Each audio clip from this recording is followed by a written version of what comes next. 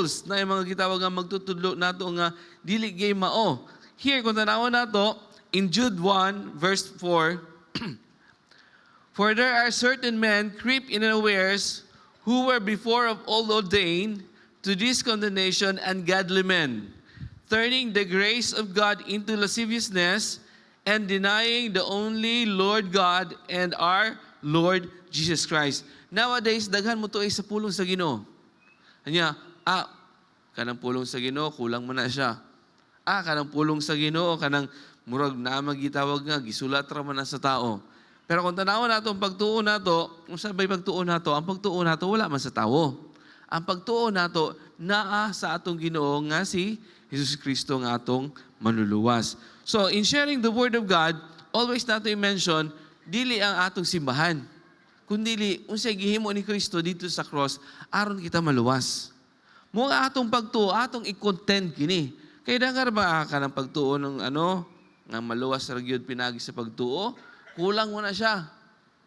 Nga naman, kulang dahil gihimo sa Ginoo dito sa cross. Dili kulang ang gihimo sa Ginoo dito sa cross. Kumpleto yun siya. No? So we must contend. Kaya na ay magtutudlo, na mutudlo nato nga dili gyud mao.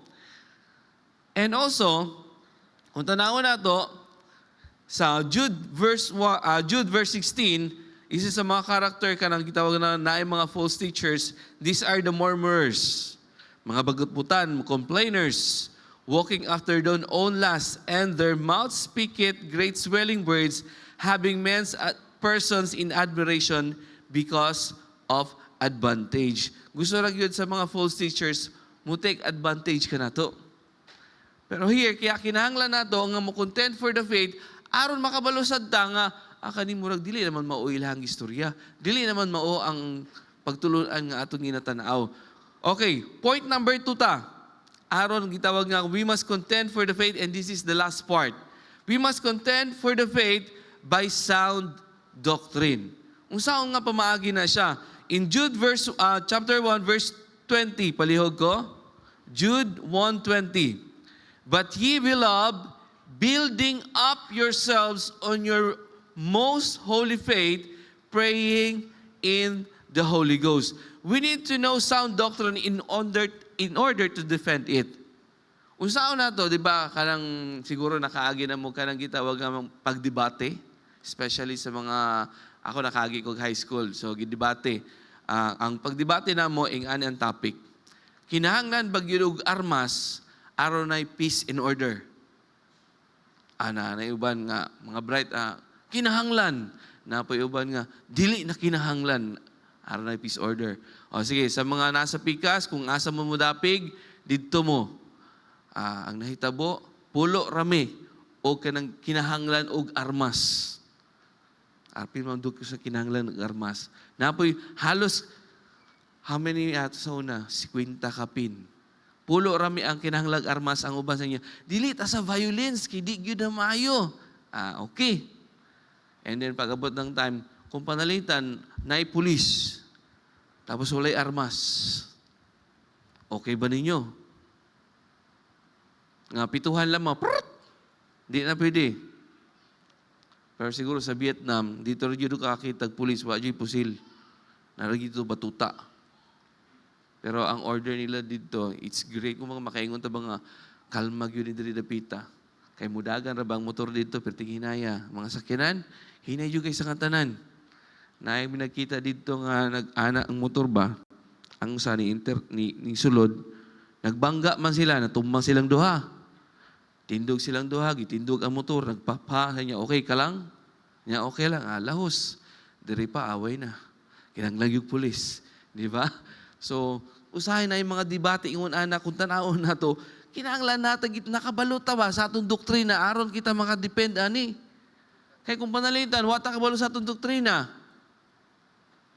mo ingon ni pastor, mo ingon ni brother, mo ingon ni, how about ikaw, unsa may mo baruganan? Kinahanglan ni barug ka sa atong gitawag nga doktrina na to, kaya nga naman, beloved, building up yourselves. We must build. Mao nga sa atong pagsimba, pag na Sunday school, minaw gyud kita. Dili lang karon, Every time merong Sunday school, every time na ipagwali, maminaw yun kita. Kaya naman, we are building up ourselves. Kaya kung panalitan, naminaw ta, gawas rapod sa pikas, wala, kita itong pagtuo, di kita mo tubo. Di ba? Colossians chapter 1, verse 23, if ye continue in the faith, grounded and settled, and be not moved away from the hope of the gospel, which ye have heard, and which we preach to every creature which is under heaven, whereof I, Paul, am made a minister. Kung tanaw mo na ibon si Paul, sabi niya, maminaw gid kita sa pulong sa Ginoo, we must be what? Ang atong faith, we must be grounded and settled. Asa mo nakakita og punuan or something, trees, in which makabalo ka nga kana lig-on nga kahoy, klase nga kahoy. Asa mo nakakita? Ako nakakita ko kahoy nga lig-on kanang duol sa dagat, lalo na mga lubino, pertigyo ng ligo na. Kaya nga naman, kusugangin dira. No? Pero kung nakakita kag lubing nga grabe giatiman, kanang naaji gamay nga bagyo, tumbagyo na siya. Pero kanang mga lubi duol sa dagat, pertigyo ng ligo na. Kaya nga naman, everyday, ginasulayan. Kaya nga naman, grounded na sila. Pero ang atong pagtuo, naray gamay nga, kabalo ka? Wala na. Knockdown. Kundili, basin atong sulayan, atong pagtuo ba, especially mga ulitawo, kung panalitan, dili gyud chicks ang inyong gianhidire. Makaingon sila nga, may gwapa sa baptist. Uy, kasi nag-ingon? Ayan na, masigilingi.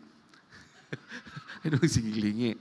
We must be grounded and settled and be not moved away from the hope of the gospel. Kay basin na ay kauban na to ba? Nga adilin ako diyan sa baptist, kay maluwas lagi ta, pinagi sa pagtuo, pero ang kinaiyas lagi sa uban, ay lagi mong tanaw sa tao, tanaw mo sa atong Ginoo. Looking unto Jesus. Kaya ang pagtuo na to, mutanaw rata sa tao, we are not grounded. We are not settled. Yan ang lahat natong pagtuo, nagyod sa pulong sa Ginoo. And with that, kung tanaw na, ibon si Paul nga, minister siya. So kita tanan, even though you are naglingkod yan na, naminaw sa pulong sa Ginoo, kinahanglan naga, what?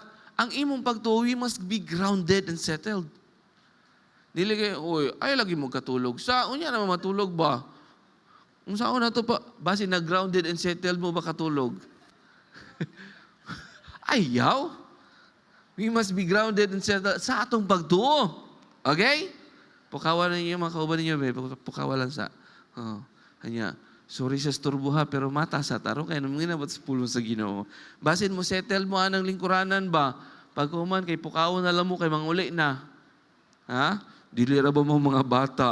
Pwede siguro na ito pa mga bata, no? Pero even do mga bata, kinalang tudluan nga maminaw giyot kita sa pulong sa Ginoo.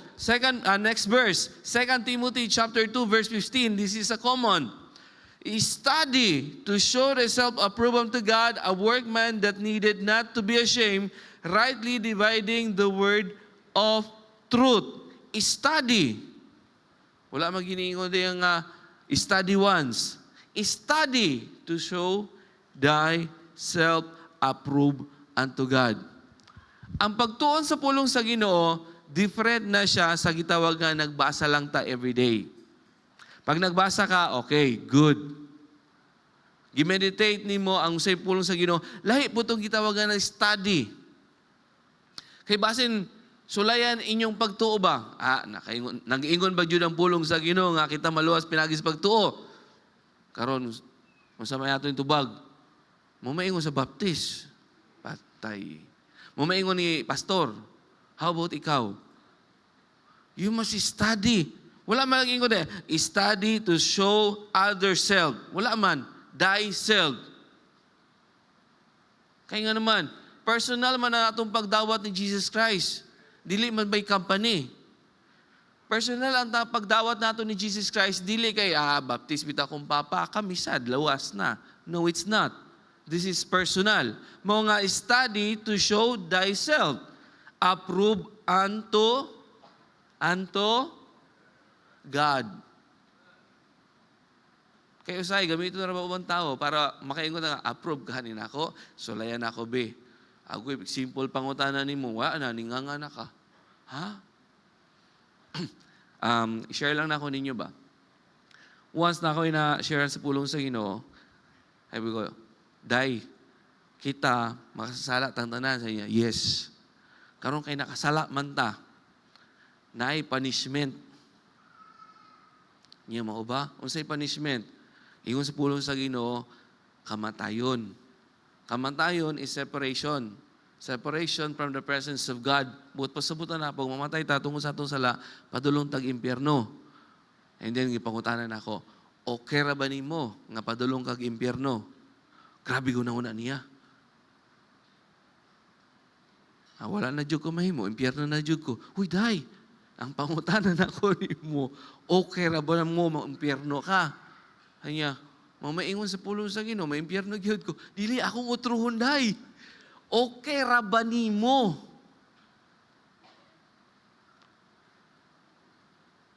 And then sabi niya,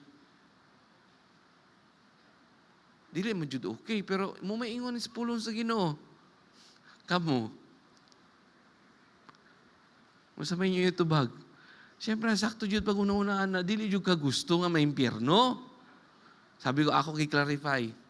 Kung panalita, naglungag ka, okay ra ba nimo mapasok ka?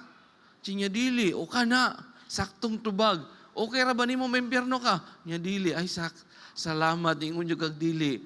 Pero sabi ko, yes, tinuod ang pulong sa Ginoo nga kita nakasala, tungkol sa atong sala, maka-impyerno ni.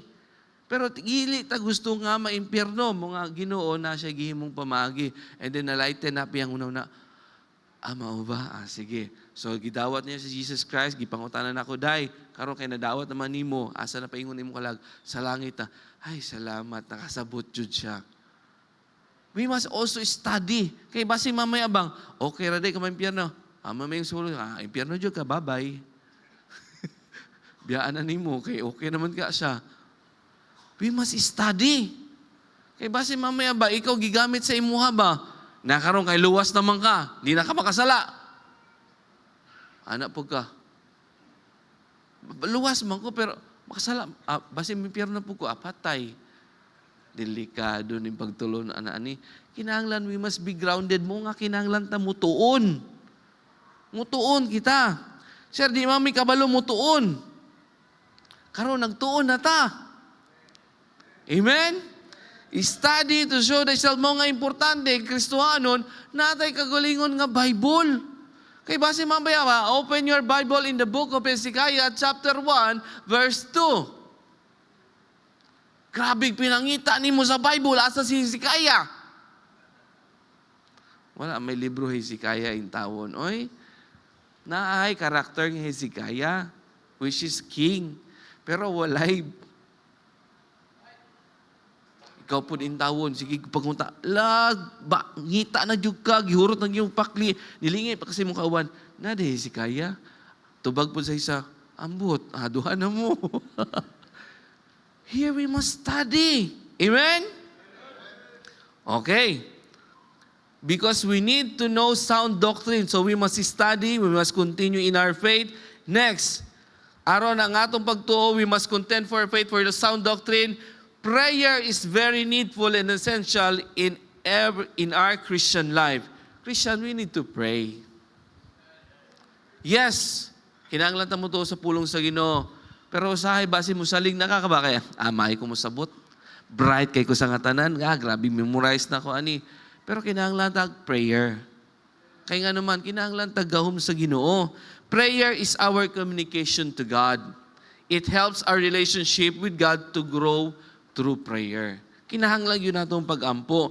Mga Kristohanon, especially sabihin natin na mga men, are you there? Gamay lang men. Men, kung panalitan, okay, gihangyo na ako si ayaw magduko.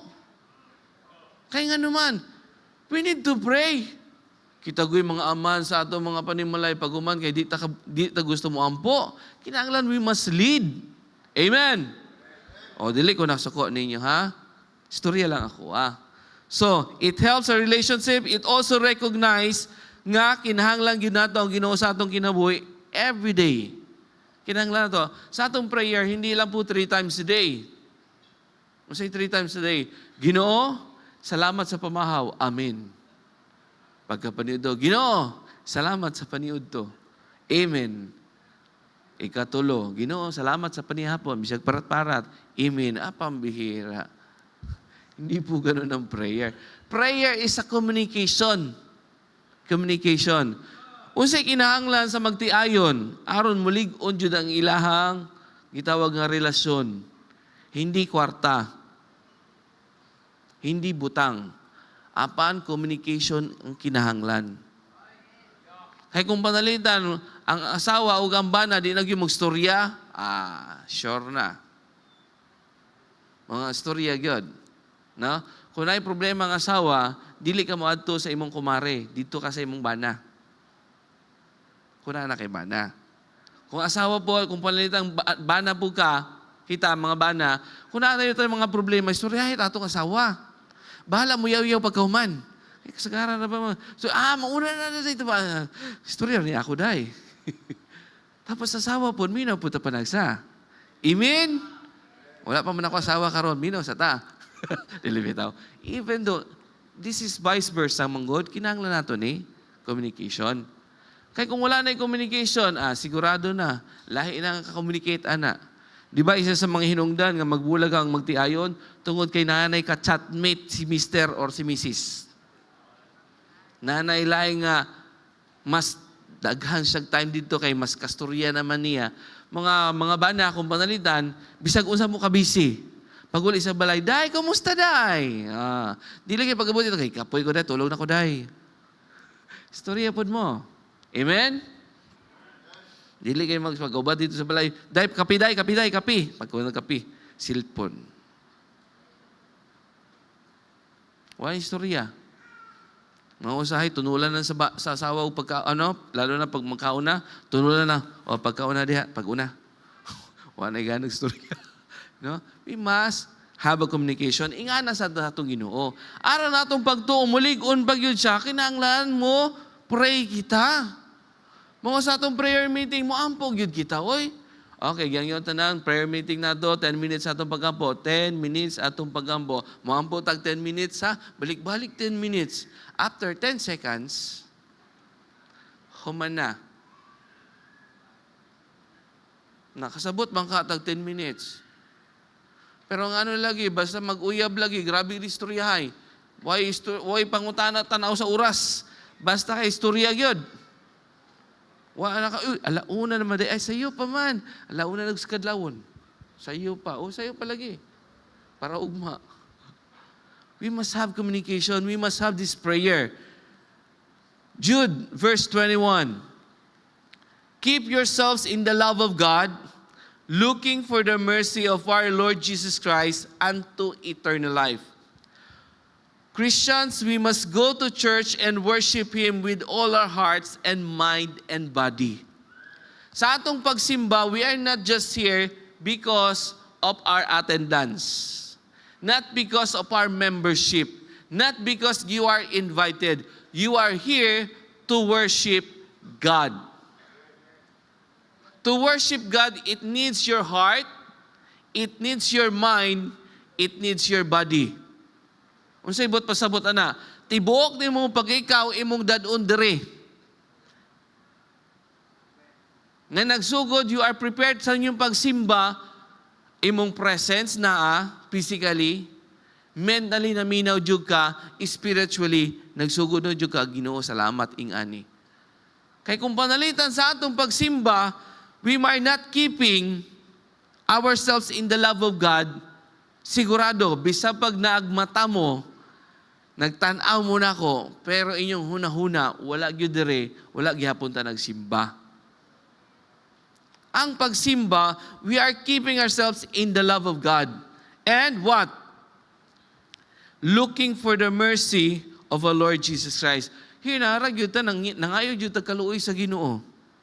Di ba? Kaya kung panalitan, we are going to church, nga, ato, simbahan ako, kay bag o kung sanina, wa ka nang itag kaluoy sa Ginoo na, naghinambog ta na. unsa i-purpose isa pud sa mga nagsimba kay tibok semana ba yata nasa gawas, di ba? And then unsa may nahitabo, di ba? Every now and then daghang tentasyon, daghang problema mahitabo nimo. Siyempre maabot ang time maluya na jud ka.